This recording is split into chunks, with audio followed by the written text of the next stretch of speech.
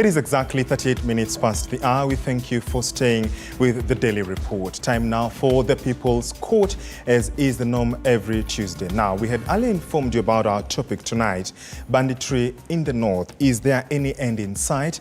Tonight, we will have that conclusive conversation to try and encompass what needs to be done. Year in, year out, we've seen governments try to incorporate different methods of trying to deal with this issue of banditry. On my side, before we get to Linda Alela and Victor Muyakane, who also have panelists on their end, right here to my immediate left, I am joined by Byron Adera, pioneer, ex-Kenya Special Forces officer and also spokesperson for ACISMP, Association of Corporate and Industrial Security Management Professionals. Byron, welcome to the program. Thank you so much. It's great to have you. Also joining me on set is George Musamali, a security security expert who also served in the GSU General Service Unit. Welcome, George. Asante sana. And Byron, you served in the Kenya Defense Forces, that is the KDF. That's right. Absolutely, the Special Forces branch. And I want to ask, and I'll begin with you. We've seen the deployment of the KDF in this, if you could call it, volatile area. First of all, of what importance was that move by the president? And do you think it was informed in the right, or rather, was the idea to inspire confidence, or what did you pick from that? Well, I don't speak for the president, and thanks a lot for that interesting question. And yes, I'm a member of the very esteemed tip of the spear, Kenya Special Forces. And so, yes, I am privy to the fact that the KDF were deployed into this enclave, which has had to experience perennial problems associated with banditry.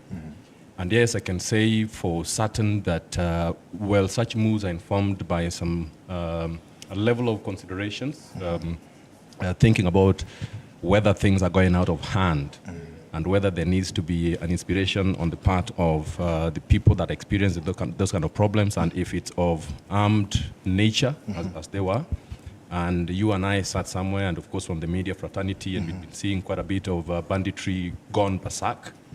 And with the killing of even security professionals, the members of the lead part of the NPS that the GGSUs are, George is a member. So you see some of those things happen, and you're thinking, yes, you got to rein in with the level of capacity of capability that is able to arrest that kind of runaway criminal activities that on the surface were looking like they are going over and above what would be considered threshold that the police or the NPS, and part of that police, we're talking about the GSUs and other special units, ability to deal with that. So the KDF, and I'm happy I'm speaking from a point of knowledge, because we've had those kind of problems. So the mirror is talk about the sub-outland defense forces and some other things that are about to happen within this nation, and where the army has come in under some framework to assist the internal security mechanism in arresting those kind of problems. So yes, that confidence is one of them, but most importantly is, do we need extra capacity or capability to try and deal with what is going on? Because ideally, if problems of that nature are happening, you're thinking the first thing would be containment. And containment ideally means that you're sending in a force that has the right capability, and the right, all these other intangibles in terms of willpower and the confidence. Because ideally, yes, we can discuss other things, but it's the extension of the muzzle of the gun. But as well, you're also thinking the winning of the hearts and minds of the people within the whole grand scheme of war fighting or those kind of campaigns. But there's more to it, which of course I know is going to be discussed by the able panelists that are on this table in terms of the soft approaches. Okay, absolutely. And as we understand in the military, the country is divided into half, East and West Command. And perhaps the West Command seems to be what is pretty much quite affected. In terms of the multi-sectoral approach, even before we go to George, in terms of multi-sectoral approach, do you think that perhaps there needs to be change of tactic? Ideally, yes. I mean, when we are looking at this problem, and we're talking about it as a perennial problem that has bedeviled this part of the country for a very long time. So it ideally means that, yes, we could as well be starting in the same thing for far too long, that we're missing out on renewing or negotiating our ways and means of combating this problem. And yes, within the same framework, I'm thinking the hard approaches and soft approaches. And yes, if we still have the same problems and perhaps we're using the same solutions and we're not getting the correct answer, then it means that we are providing perhaps yesterday's solutions to today's problems, as they call it, or perhaps we are getting it extremely wrong. So the catastrophic failures on the part of the means and ways that we're applying to try to resolve these solutions. And of course, there's a vast array of competing elements in terms of resolving problems. And yes, part of them is that if we are not applying the correct measures, or rather we are being very ineffective in the way we are applying some of those measures, then we end up brewing perhaps more problems and or maybe making it worse, okay? Or in some cases, of course, being so ineffective that we still end up in a vicious cycle of the perennial problems as it is. So there's an idea that we may not be getting it right over time from the strategic level and the tactical level, so to speak. So there's strategic misintent, so to speak, that yes, good intellect, bad place. You may be thinking, yes, let's go there and finish that problem. What are we finishing? Remember, when you talk about the hard approaches and soft approaches are what you'd call within the whole grand scheme of things, the infrastructure developments that we've been discussing here. If there's been perennial marginalization on that part of the country, and people are thinking, this is our survival, this is all we have, we are not digging our hands on the national cake. So what are we left with? And of course, if they're looking above their shoulders, they're thinking, we have been denied opportunities and we can't have a hand on the national cake. Perhaps there's no infrastructure development. Perhaps their only knowledge of government is a chief that is, or a sub-chief that is, miles and miles away. So those are the things that we need to be considering, because if you're looking at finishing the problems as it is, there's got to be, yes, the extension of the muzzle of the gun, but we got to be looking at the strategic problems and having strategic solutions that are going to be leaving the test of time. So change of tact is one of them, but what the who, what, why, and where do we apply them in the whole strategic framework to ensure that, yes, all these other competing variables are taken care of. Absolutely. George, I could see you nodding, to whatever Byron was speaking about, but I'm curious in terms of, the hard approach, because, I mean, from this end, we are handling the operational bit of it and, trying to achieve and looking at an amicable solution. Do you think that perhaps it is high time that different approaches, different means of dealing with this issue were implemented in the first place, or even tried out? Because as you understand, it is a consultative process, but ideas could be unwelcome at some point. There are structures, there is a way of dealing and doing things. But do you think that perhaps it is time, having served in the GSU, it is time to rethink the approach? My take, George, is that in the world we have but only two powers. We have the power of the sword and the power of the mind. And in the long run, it's always the power of the mind that wins over the power of the sword. We've been trying to use the sword in dealing with banditry in North Rift, Kenya for a very long time. And I believe from history, I remember the first military operation that was conducted in those areas was in 1908. Not even in independent Kenya, but the colonialists, they did an operation trying to eradicate banditry in those areas. It did not succeed. We later came again in 1984. We had another major military operation. We codenamed the Operation Nyundo. And I remember it was under Major General Nkaiseri. And this is what we've been using all these years. These are the tactics we've been using. And you see, we've never tried that other option of using the mind. And basically, this is where we are getting wrong. We are getting it wrong. And if you look at Kenya, in terms of military strategists and police strategists, we pride ourselves in having some of the best minds. But why are they not succeeding in coming up with a proper strategy to deal with this perennial problem that has been with us for more than 1.5 centuries? Yes. And this is happening every day. We are losing lives. And basically, every other time we have this kind of an issue, you will find that knee-jerk reaction, let us have a police and military operation. And at the end of the day, even the powers that be know very well that we've not succeeded in using this to eradicating this problem. And it has been happening. We had the colonial government, we had Kenyatta one, he had his operations, he had his disarmament. We had Moi came up with Operation Nyundo, disarmament in West Pokot, Kachiliba. We had arrests, I remember very well. I was a young man. My father was a policeman. I'm a third generation policeman in our family. Oh, okay. So my father fought this war. I joined the service, fought this war, and then very soon my son will be doing the same thing that I did. Over a period of years, we've not looked at this and said, the sword is not working. Why not use the mind? Draining new wine into old wine. That is it. And remember, still go back to history. We arrested a minister, Francis Letodo, arraigned him in court in Eldoret. Nothing happened. There was a General Maua, also arrested during Operation Nyundo, arraigned in court. Nothing happened. Tahiti, we've arrested an MP, arraigned him in court. The matter is still pending in court. So basically, what we're trying to do is we are looking at this problem, and mind you, what word are we using? We are calling them bandits. And in reality, if you go to the community, are they bandits? Or they refer to them as somebody else, something else? They might be benefactors to these people. Oh, okay. Because if these people are still fighting to date, we've come up with solutions. We are trying to reach out to them. And then they are still fighting. What are they fighting for? I think we need to look at the root cause of this whole problem so that we can come up with solutions. We can come up with strategies that will help alleviate this problem. We've lost lives, not only of military officers, not only of policemen, and even the local community. Schools have been closed, and still the government is trying to tell us we are doing something. We are sending the police. We are sending the military. The other day, I saw Kindiki flagging off vehicles that have been bought at taxpayers' money to go and deal with the problem that the solution lies elsewhere. I believe what we are facing in North Rift needs a political and social economic solution, not the sword.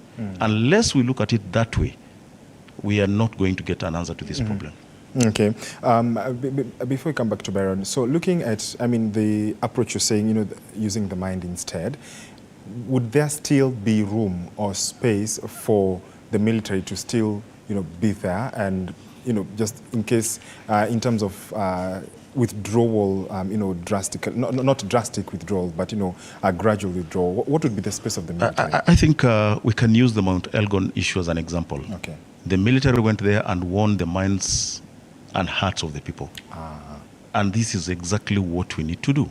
For example, if you go to these areas we're talking about, any form of development there, and I think when the president talked about religious intervention, people laughed him off. But basically, there might be a solution there. Because if you go to those areas, I operated there. I was in Takwel, I operated in Kapedo, and I know what happens there. You'll find that any form of development in these areas is church-sponsored. You will look at the schools have been built by the church. You look at hospitals, dispensaries, these have been built by the church. Boreholes have been drilled by the church. When you see the face of government in those areas, it's in the form of security operations. So the people there look at the government as an oppressor, not a person that is coming here to sort us out. So I think what we need to do as part of this holistic approach to the problem, we should not only send in the military, let us look at empowering the people economically. Let us do what Museveni did in Karamojong in Uganda. He set up a special ministry for Karamojong. He took a very close relative and made her the minister for Karamojong, that is the wife to Yoweri Museveni. What did they do? Opened up the area, build schools, build roads, drilled boreholes, and then give people an alternative means of livelihood. And basically, this is something that we need to copy and bring it here to Kenya so that the community feels like they are part of this country, as it is right now. And even if you look at the TJRC report, it talks about this, a marginalization of the people. I think these people are struggling to survive the only way they know how, where the government is missing, and the only way they look at the government and they see the government is a government that is coming in. Every other time there's insecurity, there's an issue, they will come in with security operations. I think we need to change that mindset and make the people believe that they're part of this larger country known as Kenya. Okay. Baron, before we cross over to the other panelists, even as you chime into what he has said, the KDF has been praised for successes. There have been, of course, challenges, but the KDF has been praised for successes in the missions that it has been deployed. We look at Somalia, it is believed, or rather has been painted to be a success story. And when even look, those of us who have had the privilege to embed on these missions, you find the approach is quite friendly. I mean, the KDF is distributing sweets, as he's saying, to try and remove the image of an oppressor. Why, in terms of success then, do you think that perhaps it seems to be, when a prophet is not accepted back home, is it a different approach? Is it different when you're dealing with your own people than when you're dealing with a mission in foreign land? Well, I'd have said I vehemently disagree, because you're judging the KDF here on a wrong scoreboard. Okay. Because ideally, yes, I do agree with George fairly much from his perspective is fresh, and it's pretty much just expanded the borders of the discussion that I was sending home. Yes. With regards to, yes, the successes that have been sung home on the KDF campaigns, yes, I do agree. Being a member of the esteemed junior special forces, the tip of the spear, and being a first foot in the operation that George did give, the example he gave of the Montelgon, I sure know that, yes, we extended quite a bit of that muzzle of the gun, but we also had the softer approaches where we were extending sweets, as you call them, but of course there's a vast array of things that we did from that soft perspective. Of course, building infrastructure developments, building roads, bridges. The Montelgon is such an untidy enclave when we went in, and there was quite a bit of in criminal activities that are happening there. And if you may, I'm happy that no woman, I'm happy no woman gets raped anymore in that particular place. No illegal taxations, and we all know what was going down there. But it is not just, by the army efforts or the efforts by the KDF then that brought forth these kind of successes. You could be asking too much of the KDF, especially now with using that and the FedEx, that example template elsewhere. We sure know that the political, socio-economic, if you may, even the military fabric has got to be sewn by honest people who have integrity behind them, who lay all the cards on the table. And that is exactly what happened in some of those areas where the successes have been written or success stories have been written. In an example, perhaps if I may, you are looking at the extension of the muzzle of the gun and within the borders of what the KDF is able to do. But then there's a lot more, as George did say. And this story is not new. The template was written about, go to 1969 when Johann Galtung did coin the structural violence theory. And he said the way the society, sometimes organizations are made up, the makeup of organizations or systems can actually, in and of themselves, cause people to be violent in a way, especially if those systems are not optimized in a way that now denies them basic needs. And that is what marginalization speaks to. If the only sense of survival you have is the cow that you have. If you, George, dropped by helicopter, by whatever means, in some of these places, even just being there, nothing is happening to you, is hard enough.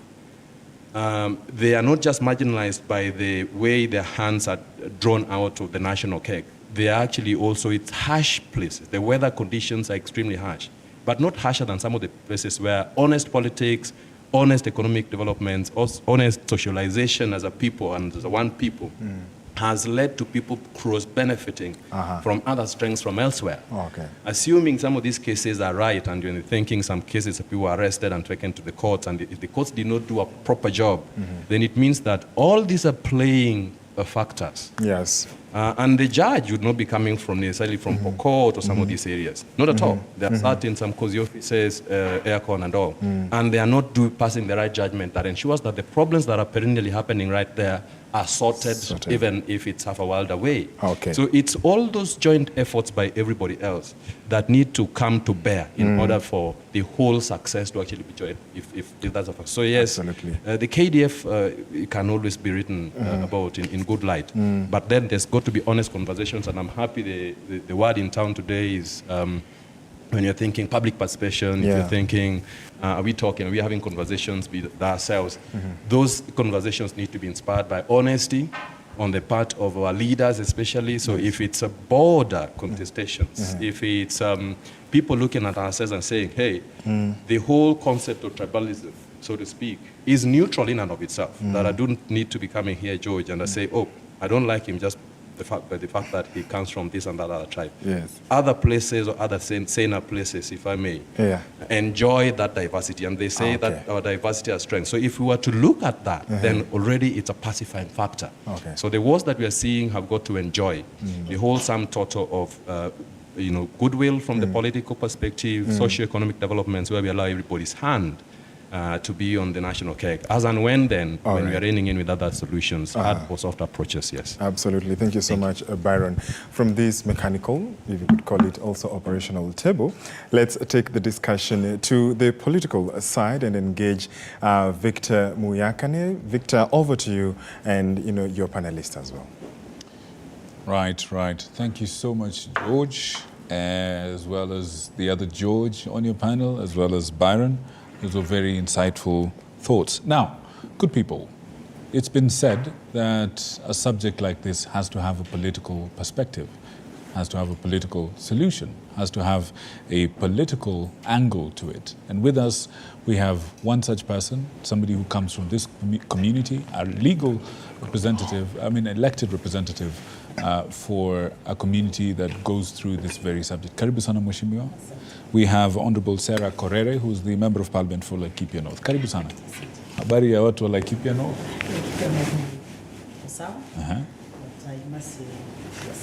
You're suffering. Talk to us. When you go home and you talk to your people, what are the issues that are top on their agenda? What are they going through? Actually, right now in the region, the top thing on the agenda is security. Because the people of Laikipia North have gone through hell.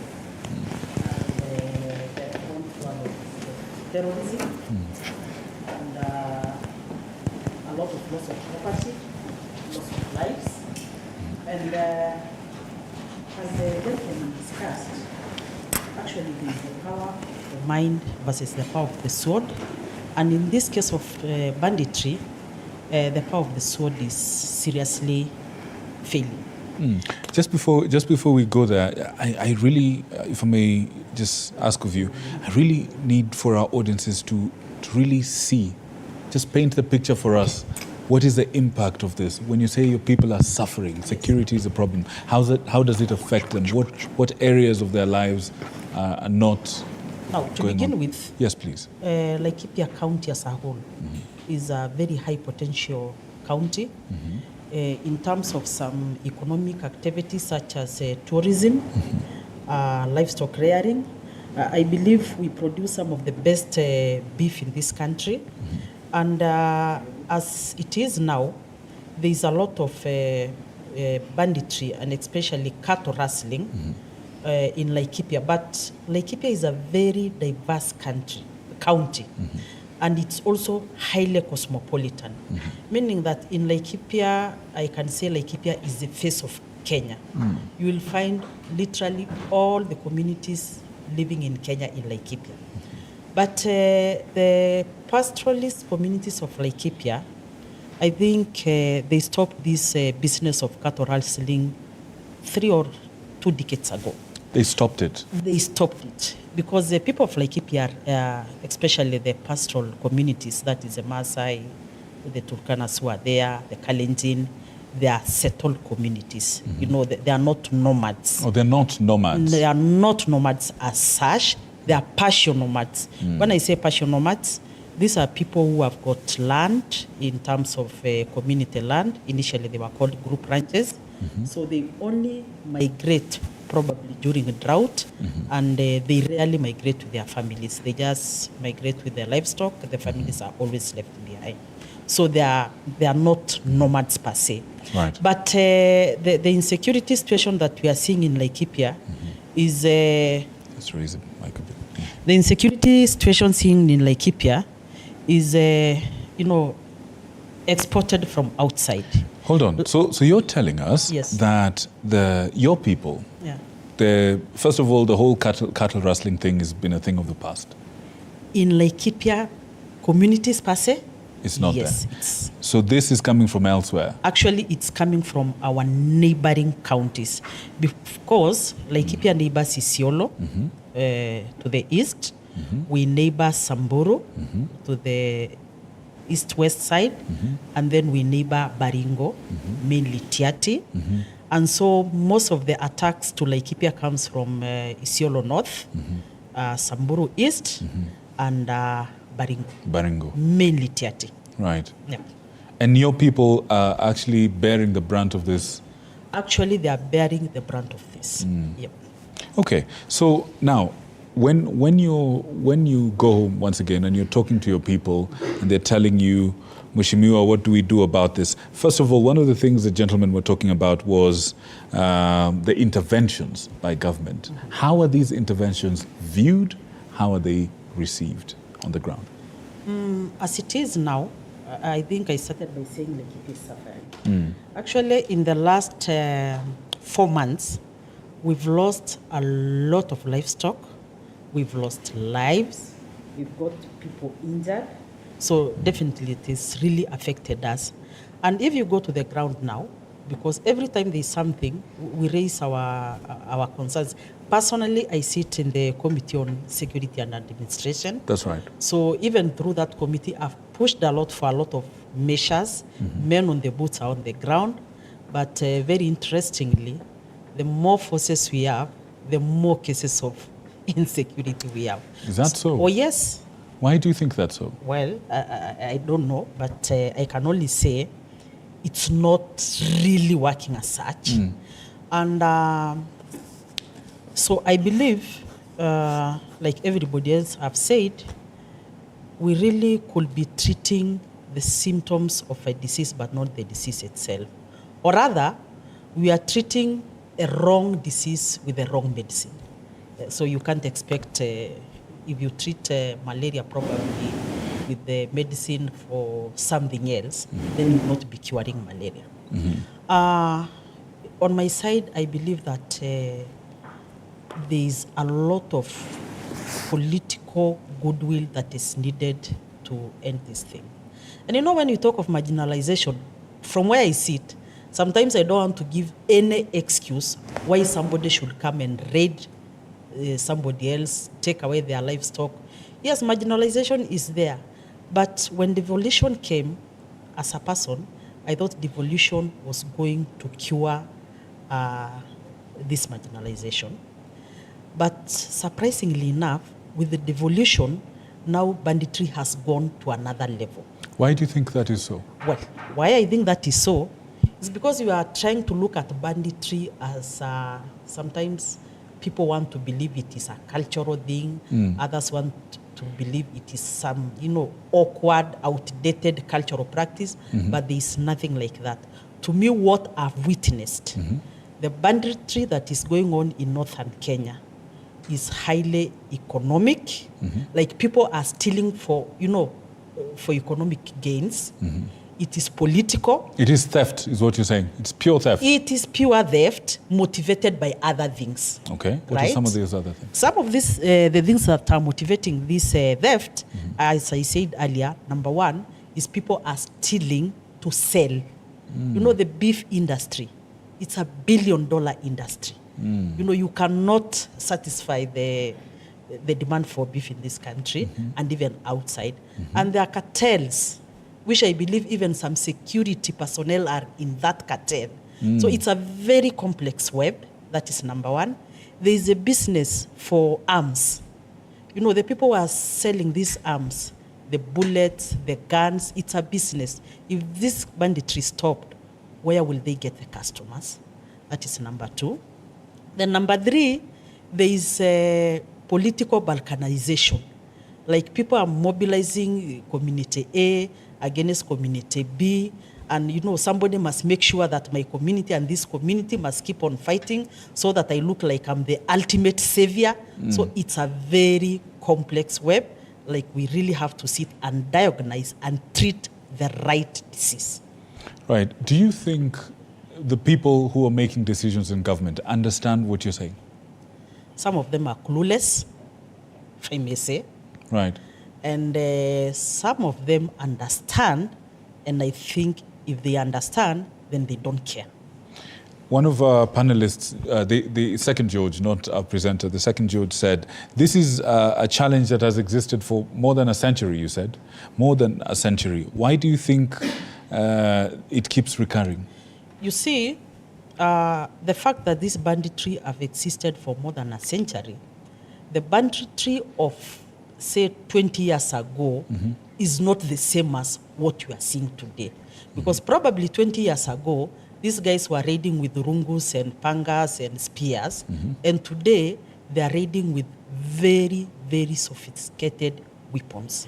You know, question number one is, if somebody has not gone to school, right, they have never seen a modern equipment, you know, in their hands, even a pen, you know, a pen is a modern something. Right. But the most modern equipment they have seen in their life is a gun. So, you know, the question that will beg answers is, where do they get these guns? I mean, how connected are they? These are just village boys who have never left their rural village per se, but they have a very new and sophisticated gun. Where did they get it? So if we want to compare the banditry of today, 2024, and the banditry of 1986, then you are missing the point. Right, right. Now, I want us to come back to this, but good people who are watching us, a little bit later on, we will open the phone lines. We will open the WhatsApp lines, so you can send in your messages and your questions for Mheshimiwa as well as other panelists. We will also wish to hear from you directly, your experience with this and what solutions you wish to propose. But right now, I think some of the issues you've raised, I would like to have some of the panelists look after them, then we come back to us. Linda Alela is on the other side. Linda has a panel of her own. Linda, would you care to respond to some of the things Mheshimiwa has raised? All right, thank you so much, Victor, from that end, as well as George. Allow me to, first of all, introduce the gentleman that I have on set with me. Enoch Makanga is seated right next to me, the National Chairperson, Protective and Safety Association of Kenya, PROSAC, but as well holds a lot of other positions in different sectors. Story for another day. We also have Brian Ongore, who's the Close Protection Officer and Security Consultant.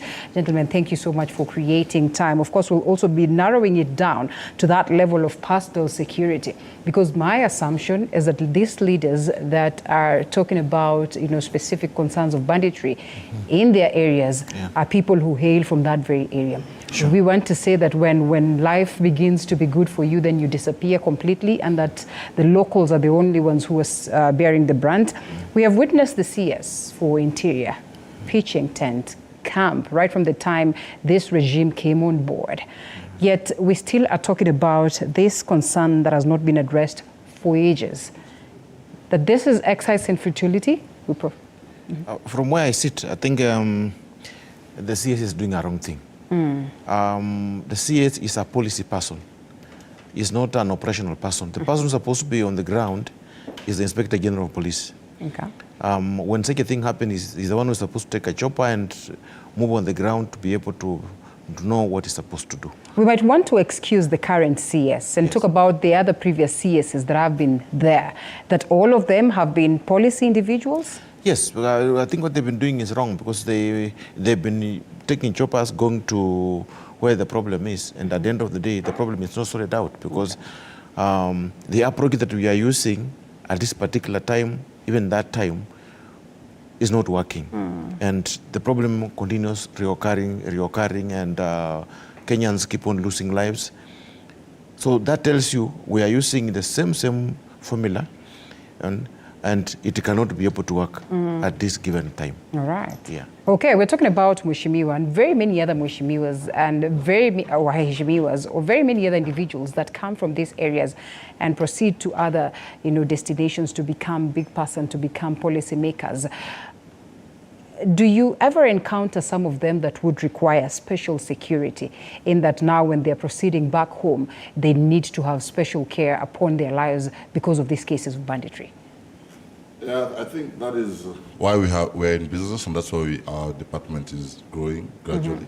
But I want to beseech you, and I want to submit unto you that even from the description by Abraham Lincoln, the government is from the people, by the people, for the people. Okay. And the moment that we have security faculties or institutions having misplaced order in how they activate or how they do the operations, then we get it all wrong. I submit to you that this problem of banditry is a community problem. Okay. In your house, for example, and I want to speak as plainly as possible in the most palatable language to the common man. You cannot take, for example, a child, if you have 3 sons, and one of them has developed, it's called a long arm, or is beginning to have tendency of stealing things. You can't call the army or you call the police to start killing them immediately. Okay. Because the only person who knows the challenges this boy has probably are the siblings. So if you have the military, and Kenya has among the best militaries in this world that I know of, their role is supposed to help us at the border.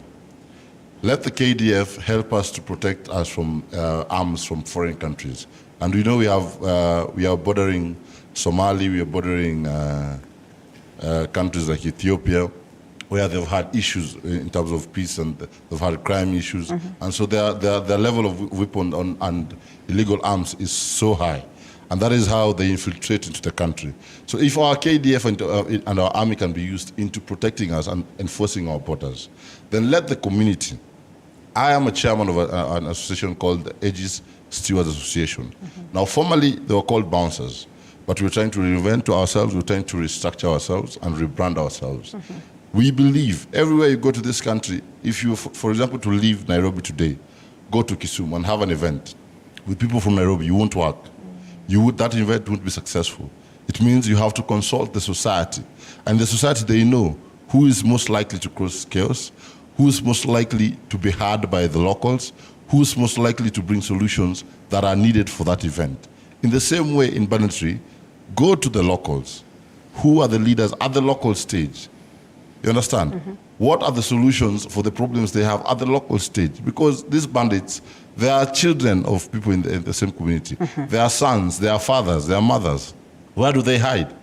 You have taken the KDF for years, for centuries. You have taken the Kenya police for centuries. Every time and again, the government is said to be reactive, not proactive. When something happens, they come with choppers and they camp there. We need people who are there constantly. And this is the community, and this is what we call community steward security. And you want to tell me that the government has not done this all the years. You all understand, or we all understand the procedures that are taken, you know, if the event that the government would wish to deploy KDF, the options that would even require for people to get to the level of parliament, for this to be debated, for this to be agreed upon. And therefore, by the time the government or the executive then decides that we are going to deploy KDF, it's perhaps because they have consulted the ground and it does not look any good, and therefore there is need for the executive or perhaps the government to take charge and to address this concern. You would have expected for them to keep silent and keep engaging the locals down there? I think there's a problem there. Yeah. Number one, it's wrong for us to think about deploying the army, and yet we've got very competent GSU. GSU is a very competent section of the police that's well trained in that line. The problem we've had here is that police officers are not given facilitation. I think the governor of Trans Nzoia, Natembeya, has been talking about it. Yeah. How do you take police officers? You take them in a remote area. There's no food. There's no transport. There's nothing. This guy is earning the same money somebody in Nairobi is earning. Just demoralized. So, and then you're looking at over 100 bandits against 10 police officers. Yeah, how can it work out? So if people get serious, then people are advising CS on these issues of internal security. I think these guys don't know what they are doing. Hold it right there. And because we have gentlemen who've been on that angle, or perhaps who've handled that before, Mr. Mali here has highlighted the same. They're probably going to tell us such is always the case, that there's not enough resources with the police that is deployed down there. But before then, allow us to listen into what it is that the people have to say. Because then if we're talking about them, like you rightfully say, Brian, it is largely about them. I think it's important we hear what it is that they say, and then we come back, react to the same. Mr. Director, if you could have that clip up, please.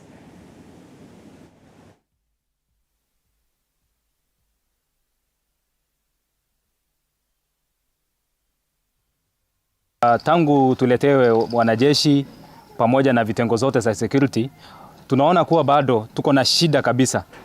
Asua kuna mashule ambazo zilibomolewa na zikaharibiwa. Hadi sasa usalama, watu wameogopa hata wale walimu kuenda pale kwa sababu ya usalama. Ingine ambalo mimi nataka kuongelea, ningependa kuongelea hii mambo ya insecurity kwa undani. Kwa sababu sisi tulikuwa tunatarajia kwamba wakati tutaletewa jeshi, tutaletewa vitengo zote za security, itatusaidia kumaliza hii shida ambayo imekuwa Turkana for long. Na sasa hivi juzi tuliona Rais William Samoei Ruto alikuja kule West Pokot. Na wakati alisema hivyo, alisema wale vitengo zote za security ambayo imeletwa inafaa iende pale ndani mali kuna shida zaidi. Lakini hivi karibuni tumeshinda tukiona ile shida bado inaendelea na bado hakuna kitu yoyote ambayo imefanyika. Ukweli kabisa ya Mungu ambayo mimi naweza patia jeshi letu la nchi hii yetu ya Kenya, mimi naweza wapatia 30% ya yale ambayo imefanyika hapa Turkana na kote kwingine hadi Baringo na kwingine. Hiyo ni 30% kwa sababu bado insecurity iko, bado kuna shida, na sisi tulikuwa tunadhani kuwa wakichukua hiyo hatua ya kuweka jeshi, ile insecurity ambayo imekuwa ikiendelea hapa Turkana na kwingine kote mali kuna insecurity, Samburu, Turkana, Samburu na West Pokot, tulikuwa tunadhani kuwa hiyo ingepungua kwa kiwango fulani. Well, rated amongst the best performing CSs basically in the country, and that was on the basis of how he has handled this concern of the banditry attacks, and pitching tents. Would you still insist then this is perhaps the wrong move? And if at all the government is to withdraw and say, now let's engage the locals, let's address these concerns, do we come out of something, out of this with anything? I think my colleagues have just said very clearly. Number one, CS should come out of that thing like yesterday. He has no business. The person who is supposed to be on the ground is the Inspector General of Police, because that is the technical guy. That's the technical guy who's supposed to be on the ground with his men, find out solutions with the provincial administration or something like that.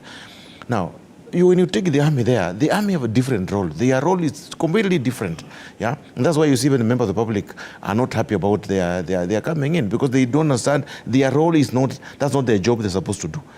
But now, when you bring in the GSU, and then you give them equipment, you give them vehicles, you give them food, yeah. You make sure that these people are properly facilitated. You give them a chopper, you give them drones. This thing will end within no time. But at the end of the day, as my colleagues have said, you have to involve the locals. There's no way out. You just have to find out who are the opinion leaders, talk to them. And again, we had a problem where I was told that you find you're talking to Turkana, and this side you're not talking to. You must make sure that if you're talking to both communities, you are talking to them on a same wavelength, so that you don't look as if you talk these ones, you left them there, then you're able to move on. Remember the problem of firearms being found from other countries. That one we can't run away from it, because there's a problem in Southern Sudan, there's a problem in Somalia. That one will continue being there. The problem of these guys fighting for resources, it must be sorted out, because that is the biggest problem that these people are having. I mean, they believe in just having cattle and rearing cattle, and that is their life, nothing more. If at all something could be done, the government could come up ways like now in Pokot, we've got this thing of irrigation, where the government put in some irrigation in West Pokot. I think things are all moving in the right direction. But if we leave these guys and we just say we leave them like that, then the problem will continue being there and it will never be sorted out. All right, so then how do we move forward? Amidst all this, there have been claims of, money laundering. There have been claims of a whole myriad of financial concerns or crimes. You've heard what it is that Mheshimiwa highlights in relation to what plays out, of course, in Laikipia. She actually says that, well, this is something that has just been brought into Laikipia. It's not been in existence, the economic factor to it. In as much as the government would pull out, or perhaps the government would want to address or speak to the locals therein, how do we address some of these concerns that are bigger than what it is that we see with the eye? Well, some of these concerns that we have are concerns that are global. You will not say that all societies are financially stable. You will not say that all societies in Kenya today have their youths employed. So these are concerns that are there. But I will also submit to you still again that the more we look, the more we see. Even if you were to come back, for example, with choppers and drones, who tells the locals that they're supposed to be attacked? If we have operations, and we've had several operations for so many years, you'll find that the bandits themselves, they're nowhere to be found. They find a place how to dig holes, hide their firearms, run out of the country. Like I've said, if every operation or every military department or the police have their jobs defined for them, let the military guide our borders, let them strengthen the borders so that we have no firearms infiltrating the system. Let the locals, with the help of the administration, the chiefs and the village elders and the youths at the ground level, have conversations and engage. Let them know where the problem is coming from, who is spearheading these problems, and how do they have solutions for themselves at the local levels. The only way we can have solutions is if we begin from the bottom going up. But if we're going from the top going down, we won't, like the system that we have and the government that we have is a bottom-up economy. So the only way is the government, and I want to appeal to our president to use the same module of bottom-up. Look at the problem from the village level. You understand?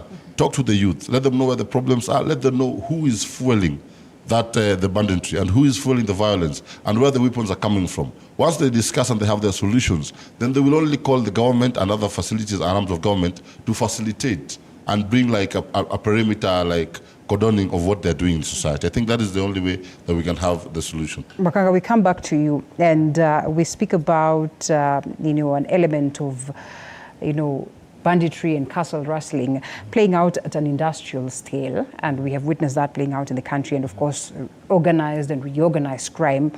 And we want to ask ourselves, where do the proceeds of this go to? The worst is that we have seen the involvement of even private security sectors, and therefore we get to ask ourselves just what plays us within in. And in as much as we're going to go down and say that, well, this is a community affair, let us address this at the level of the community, do we get anything out of it if we're going to acknowledge that there are some people who are getting proceeds out of it? Then that tells you somebody is sleeping on the job. There is no way cattle can live like Kipia, come all the way to Nairobi, and police are not aware. There's no way cattle come all the way from Kapenguria, pass through Kitale, come all the way to Nairobi, Nakuru, come here, and nobody knows about it.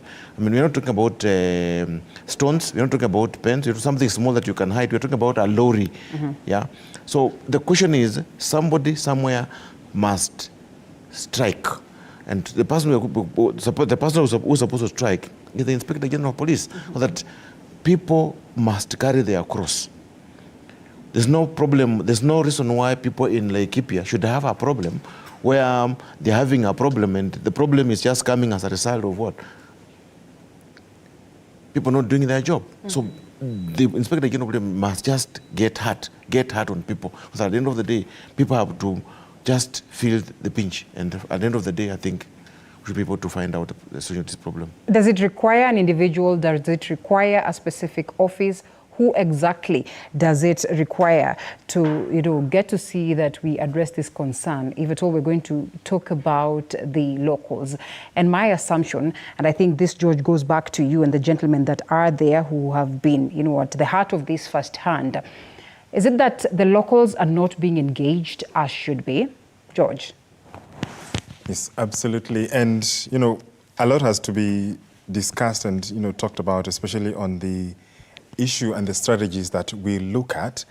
But again, on the flip side, I was looking at, a report here by Institute for Security Studies, which says survey-derived baselines project the number of illicit firearms in the country to be over 650,000, with most concentrated in pastoral counties. And George, coming to, your thinking as, of course, as a security expert, this issue having persisted for 1.5 centuries, there are young men, and perhaps even young women who have grown, and the only item in the tool they know is the gun. So is disarmament still a situation or a strategy that could be used, and whereas it's an exercise that has been used in the past, would you still go to disarm people who that's the only thing they know? I think that is where the problem lies, because because we've been using the wrong medium to deal with this problem. And basically, you are talking about disarmament. This has happened before, and it's even happening right now. We give ultimatums and say, we've given you 2 weeks to bring your firearm. Yes. And you're talking to a person who has nothing to lose. This is a person who only understands the gun. The only way of putting ugali on the table is through the barrel. How do you change the mind of this particular person? And as we've put it, Mheshimiwa said it, what motivates one community to attack another community, steal from them, and still survive? It means there is no punishment. For all this time, we've not seen punishment. I've watched politicians talking, and I said, we need a political solution to this problem. I've seen politicians on TV. Each person is championing for his community. They are not coming together and rallying with one rallying call and saying, we all need to coexist peacefully. Somebody will come and say, no, we are marginalized.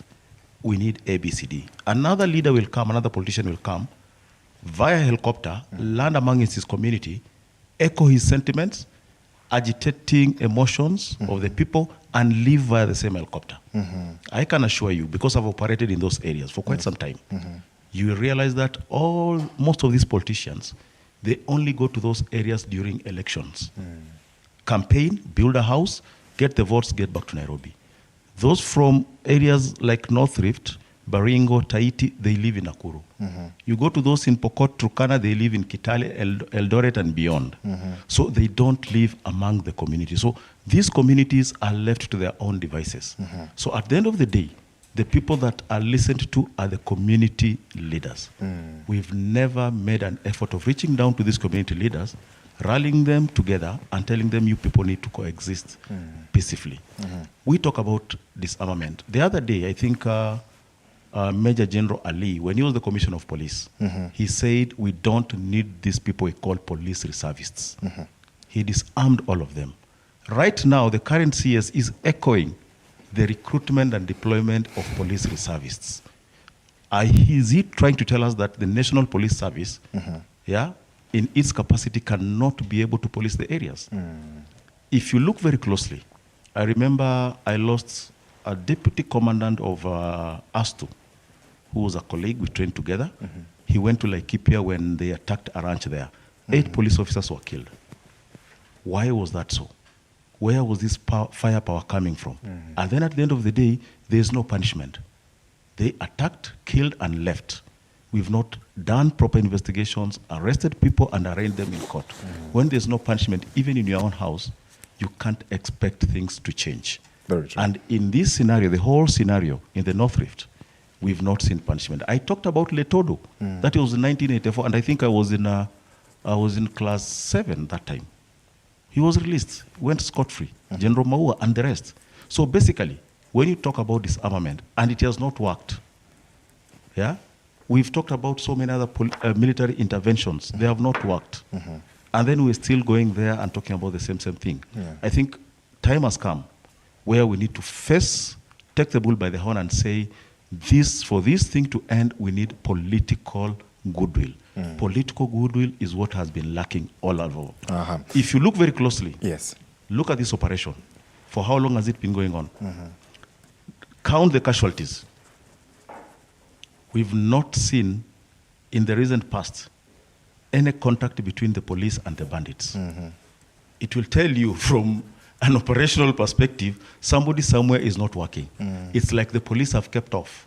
You do your thing so long as you don't attack us. And if there's any contact, the casualties are normally on the side of the police, not the bandits. Who are these bandits? How well organized are they to an extent that they can defeat all strategies and logistical programs that have been designed by the military, the best minds in the military, and the police? So it tells you something is not right. So from where I sit, basically, we need a community-based solution to this problem. And how do we get there? For example, Mheshimiwa has talked about economizing banditry. In fact, it's not banditry.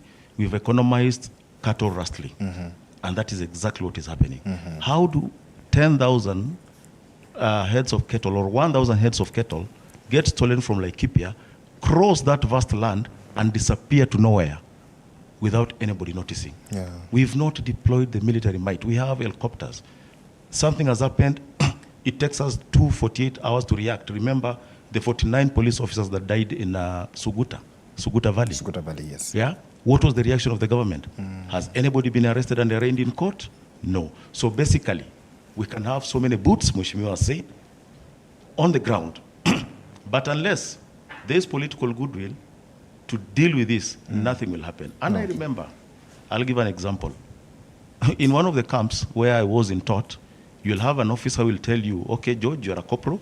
I've given you 9 policemen. These are 9 officers. You're going for patrol. I'll declare patrol. I want my 9 officers back alive. So basically, I'll get out of camp, sit somewhere, wait for the time, get back the officers and say, okay, the patrol is back. 9 officers, nothing has happened. The next 2 minutes, you'll hear that bandits have attacked. Remember somebody said, even the book, the visitor's book that the CS signed was banned. What does that tell you? Basically, yeah, we are living in a jungle, a lawless jungle. And unless we look at it and come up with a proper solution, not boots, as I have said, we need a political solution to this bandit thing. Okay. Because if you look very closely, a child in Pokot will look at this person not as a bandit, but as a father. He goes out, he will steal from Laikipia, bring this kettle, sell it to the cartels in Nairobi.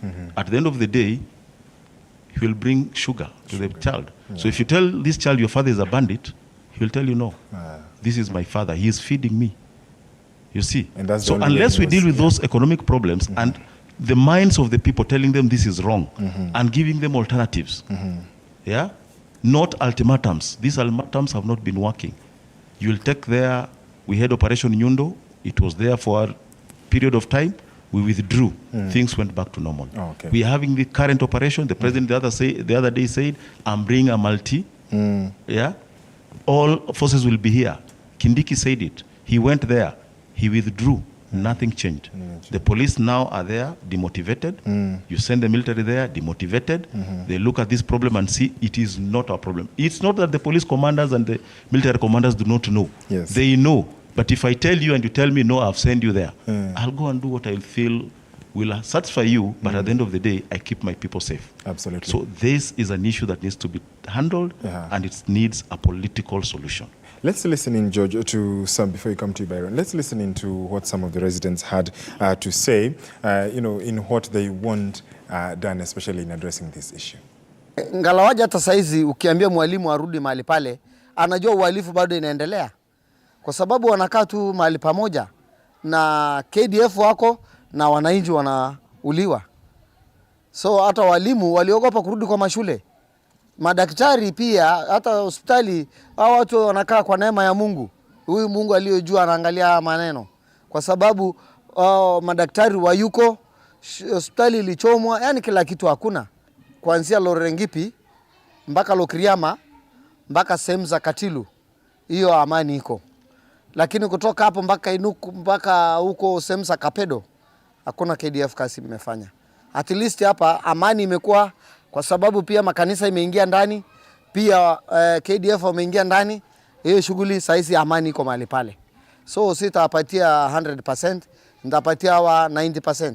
Jangili watoa amri ya kuua, kwa sababu akipatikana hata na askari abembelezi askari anaua. Pia akipatikana auliwe. Basically, Baron, he's talking about shoot to kill.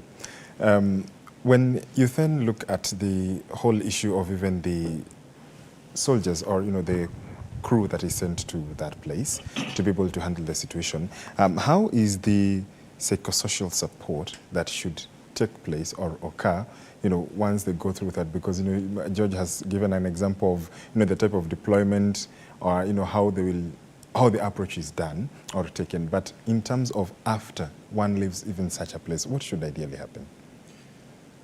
Well, thanks for that interesting conversation, question, because it inspires very deep conversations around what you just mentioned, psychosocial support, psychological support, and these are very important discussions to have, especially with regard to... We can swap the mics. Actors.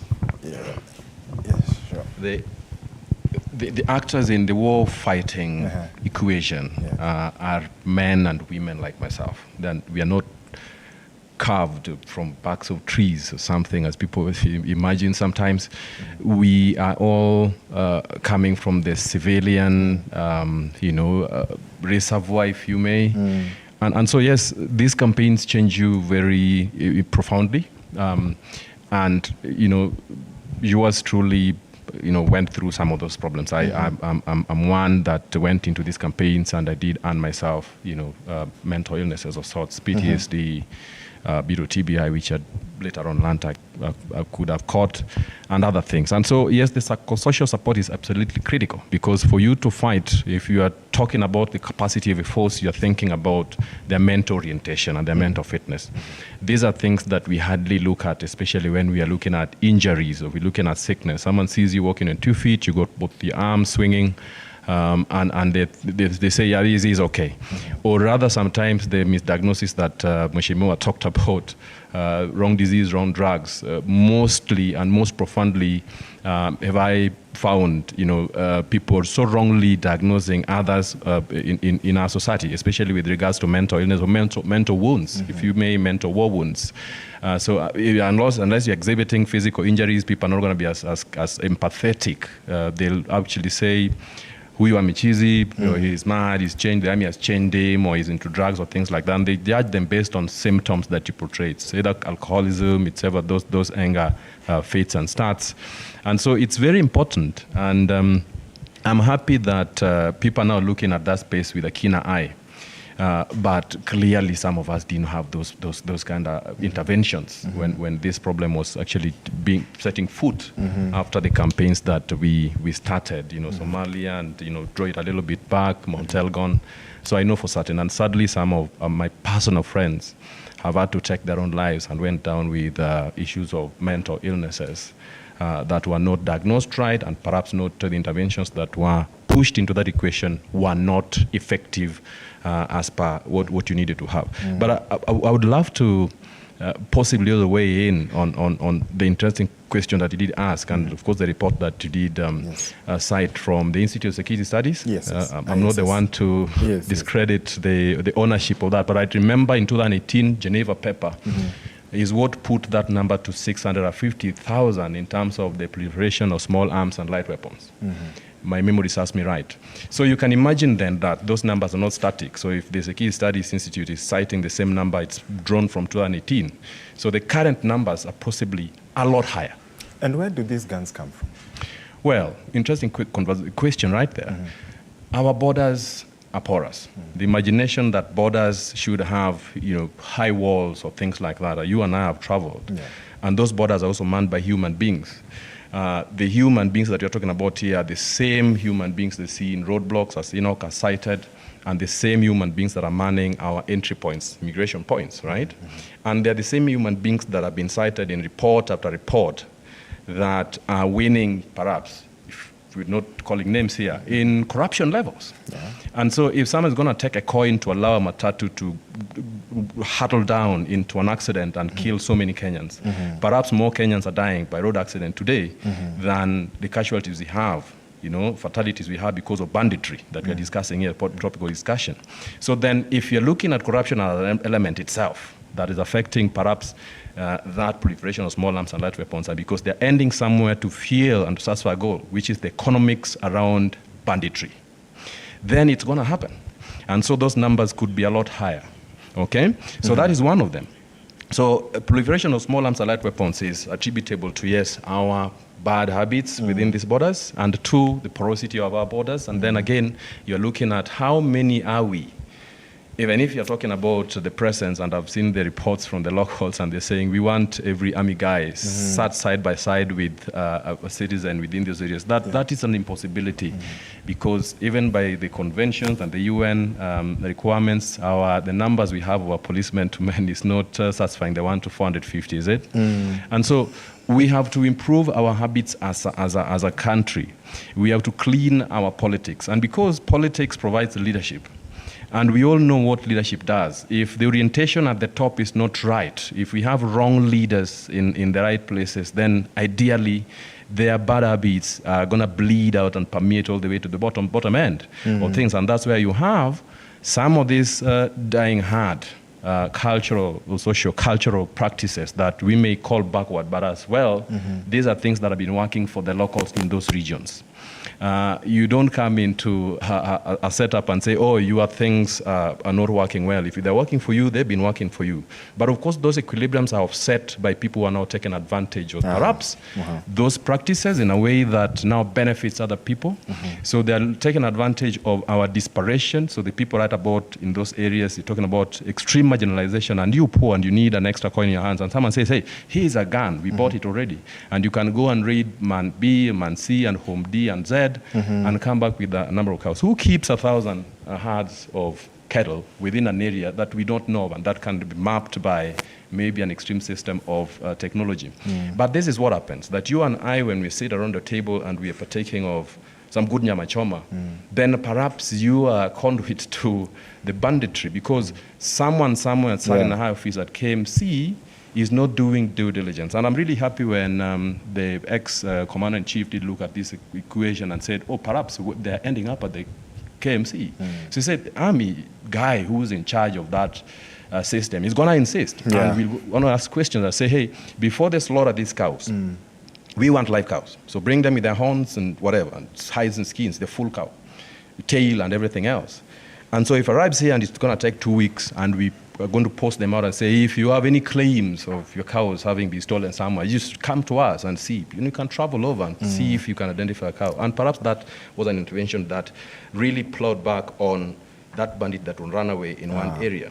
So there's a bit of imagination that's got to be plowed into the whole system to address a lot of this very chaotic. So you're looking at the problem of banditry being a smorgasbord of a number of problems. And thankfully, George, in 1983, we are credited with Magaji's algebra of aggression. And of course, it's a security equation. And it talks about all the sum total of all we've discussed here. So he says if there's instigators to acts of aggression plus habit strength factors plus the stimuli in the external environment that facilitate those acts of aggression, if that is higher than inhibitions to act of aggression and the stimuli in the external environment that inhibit acts of aggression, then aggression and acts of criminalities occur. Do we have instigators? Yes, we do. Do we have habit strength factors? Yes, we do, because when you catch this guys with their hands on the cookie jar, the legal arc that they say bends quite too slowly, but I guess in this country it doesn't bend at all in some cases, or it's twisted by other people who have money and able to sway the decisions made at court, then we are still feeling what's happening half a world away. So we've had to look, and as I said, if you had to resue, if the moral, socioeconomic, political, even interventions in terms of these security interventions, if that fabric cannot be sewn by proper hands that are having that goodwill, good intentions, integrity and honesty, at the end of the day, we will not get it right. But the whole idea would be to actually involve the critical actors, and as well, those ones are the people that are in those areas with honest conversations. If that doesn't happen, then we'll perennially be applying solutions that are either moral band-aids. So there are knee-jerk reactions. We'll be treating symptoms, and we'll miss out on treating the problems. The problem as a whole. Absolutely. Great points. Victor, as you simmer on that, we want to hand it over to you, to be able to pick the mind of your guests and also different perspectives and angles of this conversation. Victor, over to you. Right, thank you very much. Mheshimiwa, listening to what has been said by some of the other panelists, what are your reactions, responses, thoughts? Well, my thoughts and reactions, number one, I started by saying, as a person, from where I can sit, I can't take excuses that these guys are reading because of ABCD.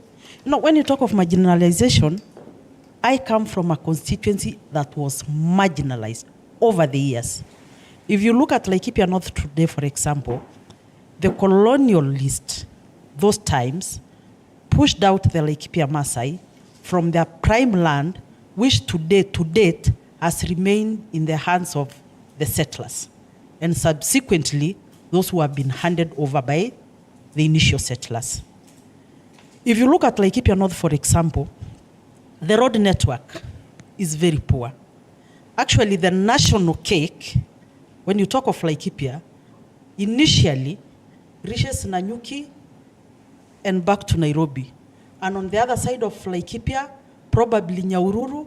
And that is why many people, when you talk of Laikipia North, they think it's part of Samburu or Isiolo. Because we border Samburu and Isiolo, we are equally marginalized. We are pastoralists like they are. We share a lot. So you cannot tell me somebody is coming to raid me because he's marginalized. I cannot take that for an answer.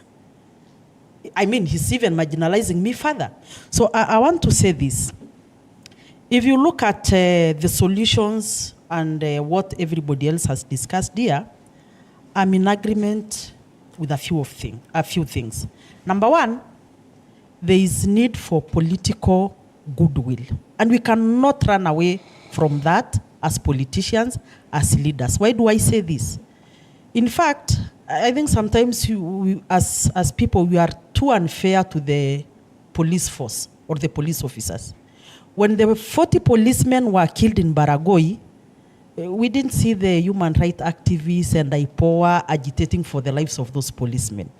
When the 8 policemen were killed in Laikipia, I remember very well because I was campaigning for the first time to get elected as the member of parliament for Laikipia. And it was too tough for me. But you see, when the policemen come and do a ruthless operation, more often than not, some policemen have been, held personally accountable. And you wonder, if you are going after an armed person, how are you supposed to seduce that person to, not harm you? I don't know. I don't understand. So, in as far as I know, yes, these bandits are part of this community. And if you want to say they are raiding so that they can put food on the table, I'll dispute that fact. Because somebody has 500 herds of goats, close them in his home, and come to Laikipia and raid from a person who have 50 goats and 3 cows to go add to his 500. So what is the motivating factor? Motivating factor to me, number one, there is expansionism. There are people who want to push other outside their land. So what is the strategy? The strategy is you instill fear in the local communities. You come today, you hit my home. The next day, you hit my neighbor. The other day, you hit the other neighbor. Then nothing is happening. Nobody is getting punished for that. Nobody is getting caught. What will happen? The locals will vacate that place. And when they vacate, it gets new occupants. And you don't need rocket science to know who the new occupants are. The new occupants are the people who are raining terror on the local communities to push them out. It has happened in Laikipia. If you go to Ormoran, for example, my family, my late father, had a farm in Ormoran, which to date, we are carrying a paper called the title deed, but the occupants of that land are other people. Because there is almost a whole location which was displaced back in 2004. And to date, nobody has made any effort to restore the land back to the owners, the original owners. So the people now who have settled on that land are not the owners. Then what are you telling me? So all this is a scheme? It's a scheme. Okay. If you go to Samburu West, for example, there is a whole sub-location in Samburu West whereby the owners of those farms have been kicked out. And very interestingly, the neighboring member of parliament, now from the aggressors who have pushed out the owners of this land out of their land, has even built schools inside that land using CDF. But when you go to the other constituency, there is nothing like that. So what happens? The education office sitting in Maralal refused to register this school. So the children will learn up to class 8, and then they go elsewhere to do the national examination. What am I saying? the perpetrators of some of these heinous acts are well known. And unless they are punished, nothing will deter these things from going further than you have seen. All right, all right. Let me just say something little. Sure. On the part of a political solution, I'm still there. For us to negotiate and for politicians to come out and be honest with themselves, we need the full force to deal with the bandits themselves as the rest of the community is being negotiated with. Because you cannot negotiate with the bandits when they still, the bullet is raining the area. So you have to make sure that the guns are silent so that some meaningful communication and consultation and, whatever you call it, peace, things can go on with the communities. So the long and the short of it is, at the end of the day, we need both the boots on the ground. That is 30%. To me, if you ask me, it will only solve 30% of the solution. 70% of the solution must be community-driven and must be led by the leaders. And I want to tell my brother, I think it is George, who said that some of these politicians don't live there. My friend, I go to Laikipia every Thursday. I live in my rural home. Every Thursday, I'm on the road, and I come back to Nairobi every Monday. I don't know about other politicians, but I must say, because I know my people are watching and they know I am a grassroots politician. Right. Now, now that we still have you, just a quick one. There was something about community-led efforts. I think most of the gentlemen advocated for that. Community-led efforts to try and bring peace to the area, as well as something they call the Hearts and Minds programs from the state down to the people. What is your point on that? And as you say that, I would like you to craft something, a message to the people that are watching you from Laikipia, North, your own people, the people that are watching you from all across the country. You said Laikipia is a very cosmopolitan place. So let us have your parting shot as well. But first respond to, talk to us about the community-led efforts. Are there any that exist, or can you propose any? Yeah, I will tell you. And I'll give you a very clear example from Laikipia. When I first got elected in 2017, I inherited a Laikipia that was very porous, it was very chaotic, and in particular, there is a ward called Sosian. That is where we border Tiati, and on the other end, I border Samburu. So the main occupants of this ward, are the Pokot community, the Samburu community. There is also the farming community on the lower side of Olmoran, because it is also Sosian, and the Turkana. When I got elected, if you call for a meeting at the Pokot area, the Samburus will not cross. The main road that goes from Rumuruti to Maralal. There was an unwritten law. It's like a border. It was a border. The Samburus cannot cross to the left of that road, and the Pokot cannot cross to the right of that road. The right side. So when I first got elected, it really disturbed me. How are you going to lead people who cannot attend the same meeting? Leave alone a Kikuyu attending a meeting with the pastoralist communities. So when I first got elected, I tried to understand those, the intricacies. And I realized one thing. There are very many locations within that Sosian. There is one location called Kirimon. Kirimon location has got a chief and 2 assistant chiefs. Then there is a sub-location called Kariwo with 2 assistant chiefs. The main occupants of these locations are the Samburu and the Pokot community. Since independence, up to 2017 when I first got elected, there is no single public institution in those locations. And when the government employs a chief, they know people live there, because they don't employ a chief to take care of cattle or elephants or buffaloes. So what has happened since then? Now, I'll tell you what happened. Real quick, please. I made inroads into the communities. Then I started one school. I said, instead of building small schools, I wanted to build a center of excellence, a state-of-the-art school that will force the Pokot to bring their children to this school, the Kikuyu, the Maasai, the Turkana, and everybody. So I went out fundraising. The CDF money is too little. Right. And So- I put up an institution called Naibor Amani. So- and I gave quotas for all the children, full scholarship in boarding, because if these people migrate, they pull out the children out of school. How is it we right started now? this school 2021. Now I'm giving you the story. I'm so sorry. And We're when we go for completely out of parents' time. meeting, Yes. all the parents will come to the school. You know, the children, the Pokot children, the Samburu children, all these children are learning in that institution. An institution that opened doors to the public in 2021. As I speak to you today, we have 504 children in that institution.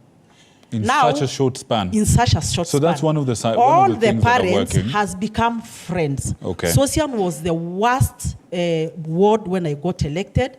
Today, the Things are gun is different. completely silent in Sosian ward. Now it is, you know, the trouble The trouble in is Laikipia elsewhere. is actually in, I can say, 20% of Laikipia. Okay. 80% of Laikipia now All right. is quiet. Okay. 20% is where we border All right. Isiolo North. So I agree with what they are saying, Okay, that Mheshimiwa. community-driven solutions Okay. are 100% perfect if you get them right. And clearly that wonderful school is a good example of that. Absolutely. Invite us. We want to come and actually look at that as a case study to show Anytime. Kenyans as a success story. Anytime. I need you, quick as you can, to that camera, or this camera right here. What's your message? As quick as you can, your parting shot. What's your message to Kenyans? What's your message to the people that are watching to you? My message to Kenyan is this, that security starts with me. Yes, we need the government to protect the people, the lives and the properties of Kenyans, but as Kenyans, we also need to protect ourselves. And this, I would want to talk to my fellow political class, that we need to come to leave our hypocrisy behind and come out to the negotiating table with clean hands. And I'm sure if we offer 70% of the solution that we have to offer, I'm 100% sure the government can offer the 30% they have to. Excellent. Thank you so much. Thank you for your insight. Thank you for your passion as well. And hopefully those interventions do end up giving the best to the people of Laikipia, the people of Kenya who are suffering. Like you started out by saying, the people are suffering. Thank you, madam. Thank you for coming. Thank you for your insight, and we hope to have more and more interactions on this as we go. Thank you. George and Linda, perhaps we can have parting shots from the gentleman. Yes, absolutely. Linda, All right, gentlemen, time flies, and I think it's only fair that we also get your view on the same, in as much as it's almost certain that we will boil down to that level where the community must be involved. But of course, what will it take for us to, in unison, and perhaps as stakeholders, come together to make sure that even as we engage the community, like Mheshimiwa says, it is done in the right manner. We'll start with you, Brian. I think a message first to the political class that I think this is the political class and the public. Let us not wait for during the election so that members of parliament or senators or governors or the political class come and buy votes. Let us encourage the selling of ideologies, because that will make the community have leadership from itself. And that will also make the political class have no excuse of returning back whatever they spent during the elections. Secondly, the issue of the National Police reservists, I think it's a good idea, because there are some elements that they know that using the local reservists helps, as opposed to us using people who have been trained, for example, in far areas, the topography and the region itself. So we are, and I'm fully supporting the CS for encouraging more National Police reservists on the ground, boots on the ground, people who are aware of the situation, can speak the same language with them, are aware of the topography, and this will be better for them to encounter or counterattack in case they need to defend themselves. Thirdly, the appeal to the government, let us not be a reactive government, but a proactive government. The ideology of coming to show yourselves when things have already gone wrong is a very bad form of governance. Let us have government coming to the people when they're coming to provide solutions. That is the key time and the best time to have networks, to create intelligent networks from the ground, to know exactly what is working and what doesn't work, as opposed to coming when there's already a situation where the society has already backed back and they can't give you the proper information. So I think from the key of intelligence, the only way that intelligence can work is when people are at the most comfortable period. And that is when government is proactively helping the people. Okay. That is when you can find people. And lastly, I want to encourage society and the government and members of the public that there's an element of community security stewardship. That is what we do in our industry from what was defined earlier as bouncers. And now we are rebranding and we are re-encouraging people to take security measures from the society. Do not despise that local man. Do not despise that local youth. That is also a way of creating solutions for the socio-economic problems that we have. Right. Because if you empower the youth at the ground, you give them an employment as a security steward on the ground, you're able to cater for these things. People want to provide security to cater for the economic development, and they will be able to be part of the solutions of the society as we go across. I think those are my appeals to the government and the society. Beautiful. Thank you. All right, Makanga. Mine, I just want to say, I was personally involved in the Karamoja story. I was working under the president in Uganda, and we were deeply involved in making sure that we transform Karamoja to where it is right now. And if it worked out in Uganda, it can work here. Right. Because we were able to make sure that these guys are economically empowered. And as Mheshimiwa said, we talked to these guys, told them the issue of the guns, please stop using the guns all the time, and can you get involved in these things? And it worked out very well. As we are speaking right now, I think Karamoja is one of the living example where we can be able to change people from cattle rustling and they become good citizens. Number two, the issue of police being sent to these areas and they are not given the right equipment, they are not supported, and you find police officers are going there suffering. Some of them are demoralized, some of them are traumatized. You remember there's a gentleman who was shown on TV recently that ran away from Wajir and he was found in West Pokot. He's saying he can't go back. They got him back into the police. Right. So these are some of the issues that the police need to address very urgently, where if a police officer is sent to those areas, he is not condemned to stay there forever, because there are places where you find these gentlemen are there and they stay 5 years. I mean, these are human beings. Right. You will get demoralized. You will get traumatized.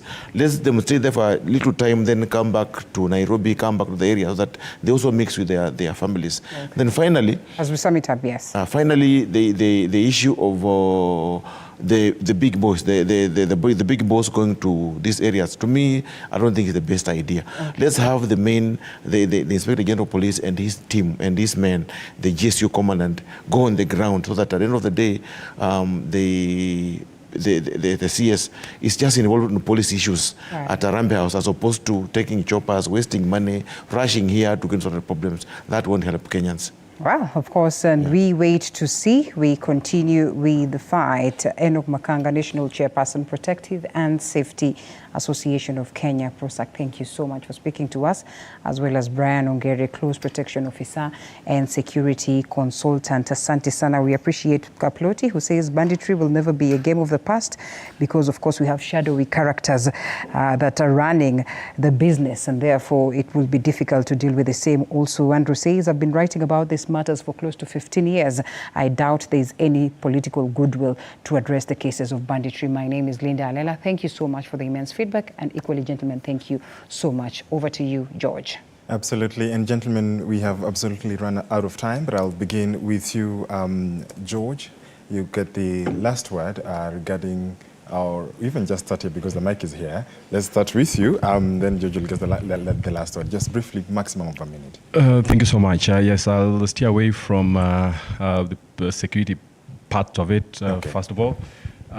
Never once have I had such honorable words than the ones that have been spoken by the Honorable Member of Parliament, Ms. Sarah, that the community-driven approaches are absolutely very critical to the whole thing in terms of addressing banditry, perennial banditry in this country, that political actors that are leaders, so to speak, have got to rise to the occasion and do honorable work of leading by example. That's one. And two is the fact that if you were to speak to the bandits, every saint has a past, every saint has a future.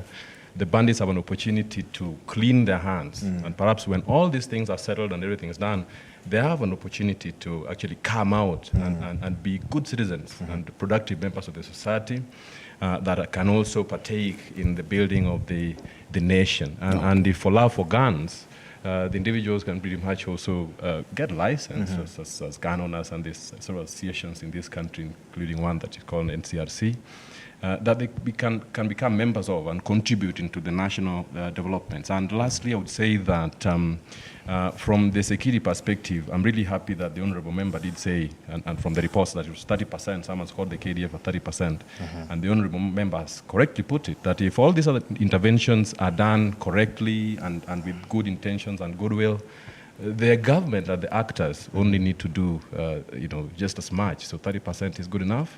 So good score at the end of the day for the KDF and the members of the police force. I'm really happy with what they're doing. But a lot need to be done. George, you get the last word. I believe when you look at this picture that has come out clearly, a community-based approach is the best solution to this problem. And the people that are supposed to champion this are our leaders, especially in the political sphere, because this is what has been lacking. Every other time we get them, they're championing different approaches. They're always shouting about each other. They should come together and look at their community as a part of Kenya. And if this has succeeded elsewhere, because I come from Mount Elgon, we've experienced these kind of things there. We had the Support Land Defense Force, the government came in, the community was involved, and the guns went quiet. And I believe, basically, this is exactly what is needed in Laikipia and other parts that are witnessing this kind of banditry. And together with that, there must be punishment for the perpetrators. Let us use the stick and the carrot. I think that will work for us. Absolutely. Thank you so much, gentlemen. I've been speaking on my end to George Musamali. He is a security expert, also former GSU, who also served in the GSU, the General Service Unit.